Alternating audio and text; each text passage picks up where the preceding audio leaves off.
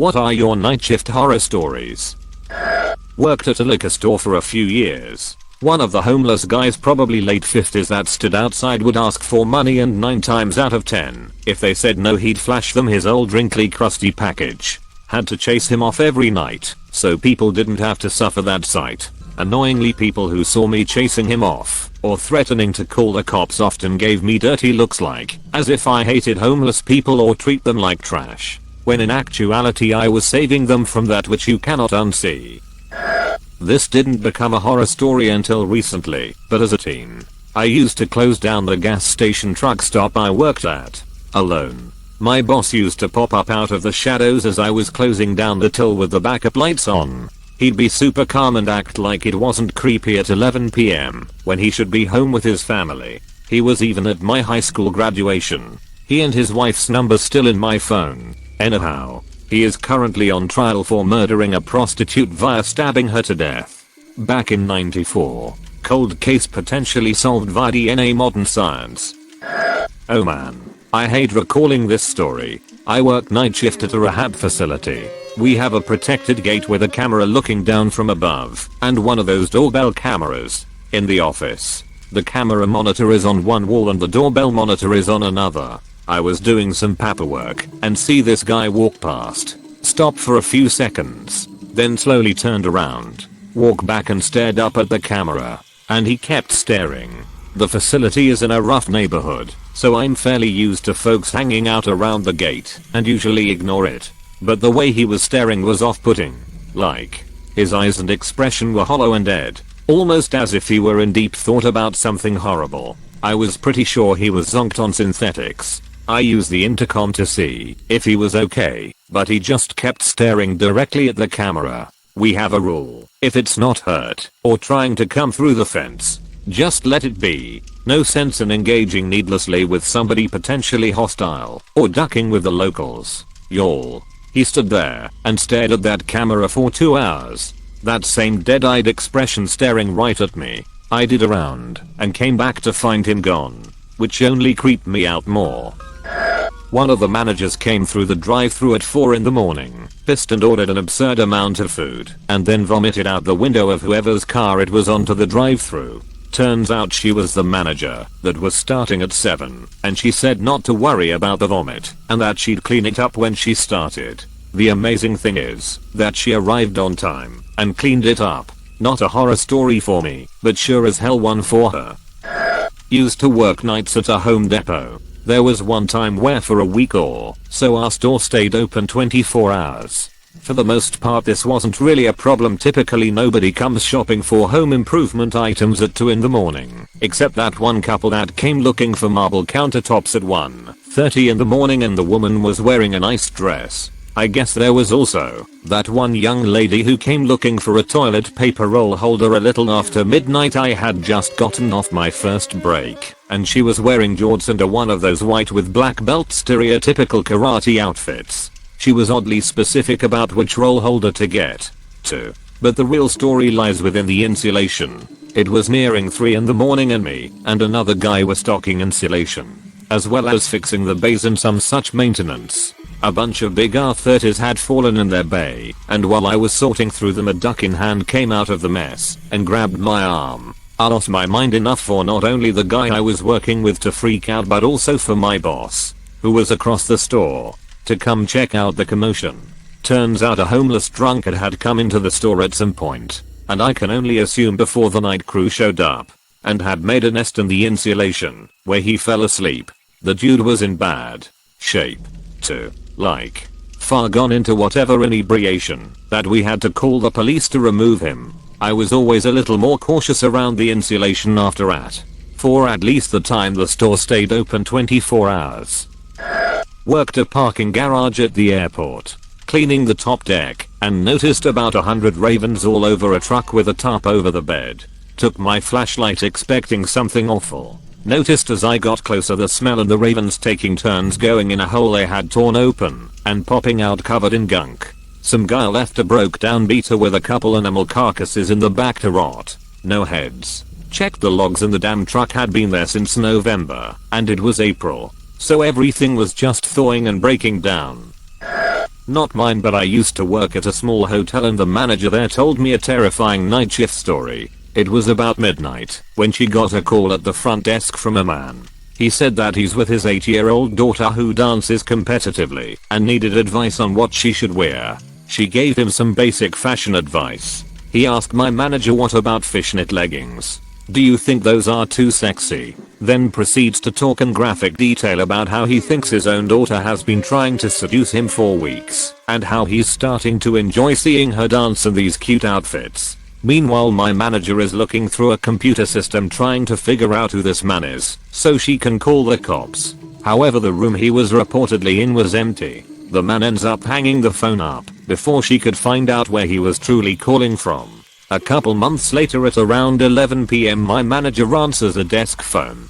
A familiar voice asked her if she could help him pick out an outfit for his daughter's next dance recital. She asked him, let me guess, you want to know if she should wear fishnet leggings. The man immediately hangs up the phone. I used to work night shift as a care aide in an old folks home. It was already creepy. The home was an old hospital that was converted. Some asshole kept walking around the courtyard after dark dressed as the Grim Reaper, knocking on doors. It was actually really scary. He ran off and the facility got a security guard for a few weeks.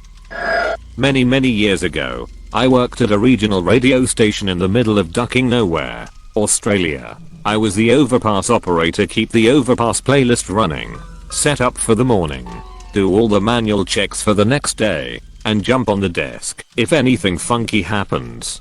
I spent a lot of time sitting in what was essentially a tin shed in the middle of a paddock, with my dog, shoes off, listening to 50s 60s music, and doing crossword puzzles. Except one night, when the roo shooters came through, they spooked the kangaroos in the paddock, and one of them jumped headfirst through our office window. So there's me barefoot and half asleep, when this 6 tall kangaroo smashes through the glass window. Blood and glass everywhere. My dog starts chasing the kangaroo.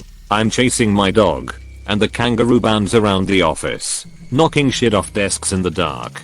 Bleeding everywhere. I ran and opened the studio bay doors, and my dog chased it outside, where, I'm assuming, the poor thing, the kangaroo, was shot. Then I had to call my boss. Headed Bandit. The dog was fine. She lived a long and healthy life, occasionally being bullied by our pet cock H.E.L. Pet Tax Link. Second Pet Tax Link was an orderly in a hospital. 2 of us were sitting in the basement office adjacent to the morgue.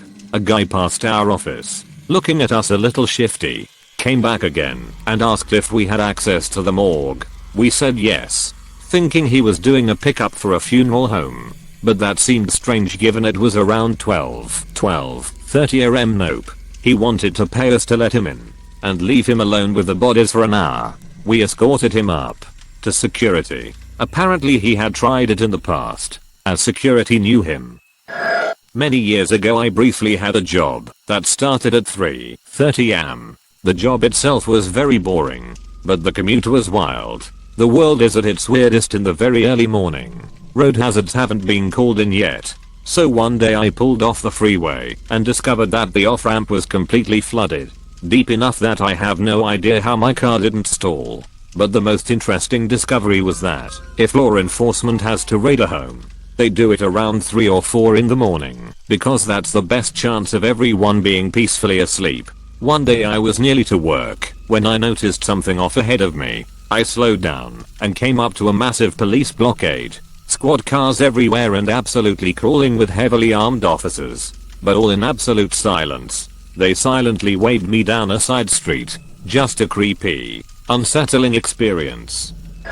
Warning. Medical gross stuff incoming. I worked in an emergency room. The worst night that comes to mind involves a patient that was bitten by a baby timber rattlesnake. He was bleeding out of every single orifice by the time he got to us. More blood than I'd ever seen before outside of a motorcycle versus 75 miles per hour head first to asphalt. I don't remember how many doses of Crawford we gave him, but it was the hospital's entire supply. But trying to get him stabilized, arranging the helicopter transport to a bigger and better equipped facility, all the blood, those weren't the worst parts. The worst part was when the patient lost control of his bowels. I will never, ever forget that smell. I spent the entire time standing by the door with a battery, powered fan and a handful of gauze pads saturated with cinnamon oil trying to reduce some of the smell. The doctor occasionally stuck her head out, just so I could waft the cinnamon oil in her face.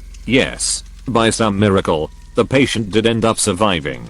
And as far as I know he made a full recovery. But the blood, the smell, and just the shock of it all. Yeah. Never underestimate a baby timber rattlesnake.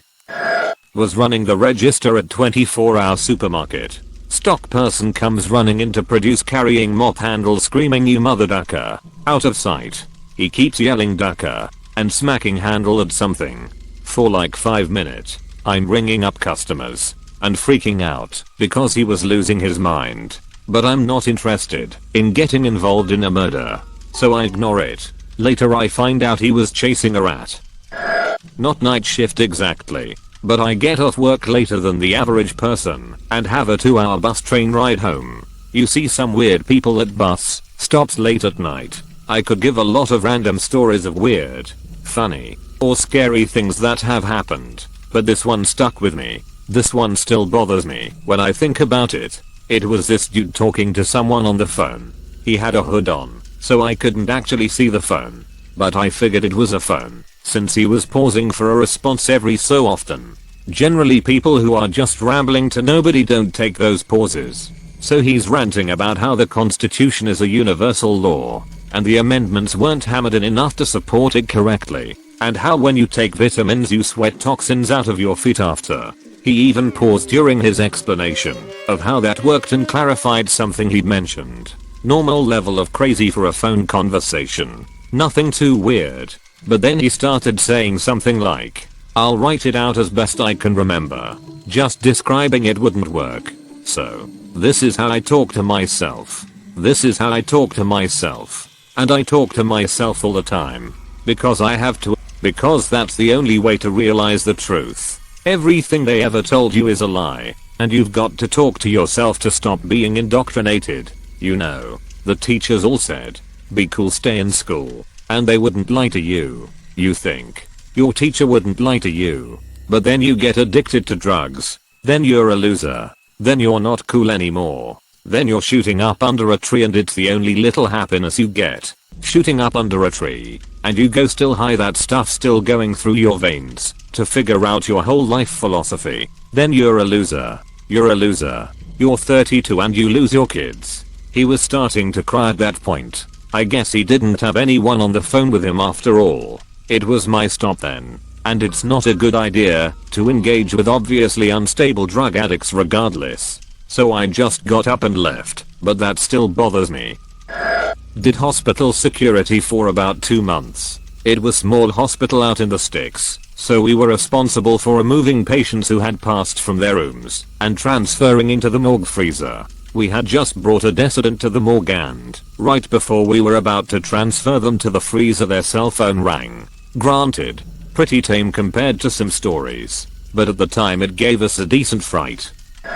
I worked in a residential treatment center for teen girls. One girl with some severe trauma, rape, abuse came sleepwalking into the room screaming to please untie her while clawing at her wrists. She was begging me to help her because he's torturing me. I sat her down and pulled her bracelets and watch off. She went completely limp, then got up and went back to bed. It freaked me out seeing the raw emotion of her trauma, since she was always smiling and relatively calm during the day. Another time I was doing my nightly checks and a guy suddenly walked out from behind the door coming at me. I screamed and threw my flashlight at him. It was a smiley face balloon. That second scenario sounds like the fake out in a horror movie before you turn around and the actual murderer is standing there. Leaving one night from work, I was followed by a log truck and it kept going faster and faster until I was at 100 mph. I pulled off as the truck blew past my car, rocking it. Thing was, there was twisty turns ahead. Couldn't find the truck. Update. No, he wasn't experiencing brake failure. This was on an uphill, which the route is slow and progressively uphill. I'm not on the Grapevine or 4th of July pass. It was just hauling ass. They were running bobtail. Usually if a truck loses brakes, the driver would probably engage engine brakes and downshift. Work in the winter for me is plowing and snow removal. It was late, and I had been out for over 24 hours at this point. Pulled over into a small cul-de-sac with the nearest house being over 100 yards away, so I could let the truck stay on, so I could stay warm. Six-wheel Mac things loud. As I'm nodding off, there was a very loud bang, and it felt like someone then pulled on my driver's side door handle. Luckily I always lock my truck doors. I immediately threw on every strobe rear headlight and started looking around, and I saw absolutely nothing. It scared the shit out of me. Needless to say, I never sleep anywhere other than lit parking lots now. More of a very weird event. Sometimes work night shifts. One time was going home around 4 AM or so. It was pitch dark outside and very quiet. Person on a bike came out of nowhere. Said he remembered me from middle school, even said the right school name, and rode off. Worked as an evening manager at a major Hilton property. Got a complaint from a bunch of guests about the noise coming from one of the rooms. Turns out, a drunken man was beating the shit out of his wife and had the door barricaded, so we couldn't get in. I called the cops, and they had to get into the room using the balcony from the room next room over. I'm still traumatized by what I saw when they finally arrested him and got the wife out of the room. She was covered in blood. It was horrifying. Used to work night shift at a 24-hour Walmart.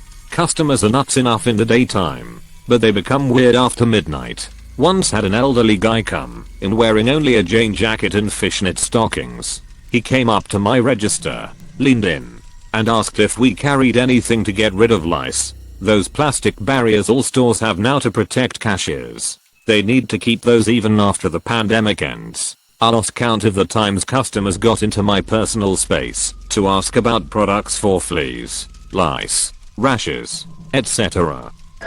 I was closing supervisor at a grocery store and someone managed to shit between the bathroom and the exit doors at 8:59. We close at 9. You'd think, oh, there's literal shit on the floor, surely people will walk around it. No, instead they continue to plow through it, so now there's shit on multiple grocery carts. The exit is scattered with fesses. There's shit on people's shoes undoubtedly, and there's shit in the parking lot. Luckily for me, my less squeamish supervisor working with me that closing night volunteered to mop up the exit and bathroom, which to our surprise had also been shit on. For the record, human shit makes me immediately gag and vomit when I get a whiff of it, so I ended up puking in the trash next to the shit exit.